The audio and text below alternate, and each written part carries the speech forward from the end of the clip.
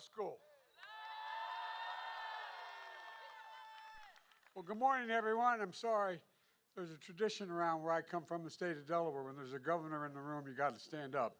And your governor's here, and I wanted to say hi to him. So thank you, Governor, for being here.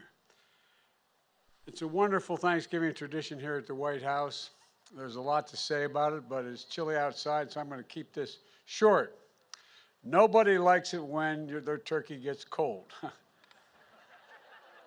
I don't know if they're mad yet or not. But at any rate, I want to thank Ronnie Parker, chairman of the National Turkey Federation, and his family from Monroe, North Carolina. Ronnie's got 44 years in the turkey business, and he also is the grower of our honored guest today. And Lexi, he got a lot of help from Lexi, a fourth-generation member of the ranch where the turkeys were raised and prepared for this very day. They don't know what the verdict, I'm not sure of the verdict yet, but we're going to find out in a minute. They listen to a lot of music, I'm told, in order to prepare for the crowd noise today. That's real hard work. And they interacted with the children to show their softer side. Sounds like another flock hoping to come to Washington in 2024. Look, we're joined by another special guest, and that is for what is the largest national turkey presentation ever held at the White House. My dear friends, I can introduce them again, Roy Cooper and First Lady Kristen Cooper here. Truly fantastic leaders. Say hi, man. We're also joined by Congressman Dan Bishop. Where are you, Danny? Hey, Dan, welcome. Great to see you here. Thank you. And from the 9th District of North Carolina. And a special thanks to members of my staff and their young children who are here today as well. Matter of fact, if you look, you see that dog up in the balcony there, that German Shepherd? That's my dog, Commander. I was worried if he came down here with all of, he'd just do nothing but kiss you and lick you. But he may go after the turkeys, so I kept him up there. But we're joined by another group of kids, as I said, from students from Brooklyn Middle School. The reason they're here in Washington, the reason they're joining us today is, they were invited a couple years ago to come, but because of COVID, we couldn't have it. So I'm glad you guys came this year. Thank you very, very much for coming. And we're also joined by students from the 4-H programs of Virginia and Maryland and the folks from the National Future Farmers of America. I want to thank them for being here as well. But before I gobble up too much time, I didn't mean to get started, man. Don't start on it. And by the way, that's my grandson, Bo, up there, and my granddaughter. Don't let him jump. At any rate, we got to get on with this. First of all, the votes are in. They've been counted and verified. There's no ballot stuffing. There's no foul play. The only red wave this season is going to be a German Shepherd Commander knocks over the cranberry sauce on our table. That will cause, they are big turkeys, aren't they? My fellow Americans, please welcome the 2022 National Thanksgiving Turkeys, Chocolate and Chip. I tell you what, man. They can go wherever they want. Of course, chocolate is my favorite. Chocolate is my favorite ice cream. We could have named them Chips and Science. But anyway, it would have been good names as well. But Chocolate Chip weighs 46 pounds, and I'm told he loves catching sun on the Outer Banks. And Chip weighs 47, and he loves barbecue and basketball, I'm told. After receiving their presidential pardons today, Chocolate and Chip are going to head to one of the nation's great basketball schools and research universities, North Carolina State. Now, when we told them they were joining the wolf pack, they got a little scared. But then we explained it was just a mascot for the school, as one of the nation's best poultry science departments in the country. And now, based on their temperament and commitment to being productive members of society, I hereby pardon. Yes. I hereby pardon Chocolate and Chip. Which one's Chocolate? Who's Chip? This is Chocolate. There's Chocolate, you're pardoned, and so are you, Chip. Chip says, I know, I don't even have to be told. Honey, why don't we put them on the table? Can we do that? You can do that. Ronnie, that's a big bird, man. We have more chickens than anybody in the nation in Delaware, but we don't have turkeys. Look at this. God love you. Now, this is chocolate, right? It is. Chocolate, you are pardoned. You are pardoned. He said, you had to tell me that? Yeah, you are. Yeah, I'm serious. He said, I don't know, man. You didn't have to pardon me. I knew I was pardoned. At any rate, thank you both very, very much. Thank you. Thank you very much. Appreciate it. Appreciate you. How many turkeys you got down there you raising?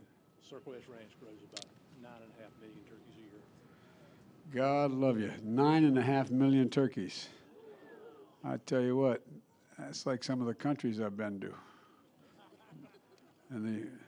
Anyway, do you want to talk? No, look, folks, in all seriousness, let me close with this. We can't forget the reason for Thanksgiving in the first place. The Pilgrims thought it was pretty important in tough times to come together and thank God, to be grateful for what we have. That's what the Thanksgiving tradition is all about, being grateful for what we have. And grateful for fellow Americans who we may never meet, but who will be, there you go. They're grateful. And think about the scientists and researchers, doctors and nurses keeping us safe through the pandemic. 2 years ago, we couldn't even safely have Thanksgiving with large family gatherings. Now we can. That's progress, and let's keep it going. We have new COVID vaccine updates to deal with, new variants to protect you and your loved ones. So get it today. Get your flu shots as well. This winter can be much happier than recent holiday seasons, but you have to do your part. Please visit vaccines.gov. Decide what you're going to do. We're also grateful for frontline workers keeping essential services going and growing and providing food on our tables. We're grateful for our faith leaders and their counsel and comfort and support. Later today, Jill and I are going to be flying down to North Carolina, to Cherry Point, North Carolina, for a Friendsgiving, where we'll be serving Thanksgiving dinner to the troops and military families to demonstrate our gratitude for their service and sacrifice. And so many of those families are missing someone at their table today, like our family. So many military folks that we have lost. And so it's just really it's important to keep them in our hearts, those who've lost so much and those who are going to have an empty seat at their table this Thanksgiving. This is a special time, and it's in the greatest nation on earth, so let's be grateful. Scripture says, let us rejoice always, pray continually, and give thanks in all circumstances. Folks, let's remember all the political fighting that goes on you read about. Let's remember one thing. This is the United States of America. The United States of America. There's not a single solitary thing beyond our capacity as a nation. Nothing beyond our capacity if we do it together, united. United. You picked two great turkeys. From the Biden family to all of yours, happy Thanksgiving, and may God bless you all, and may God protect our troops. Thank you all for being here.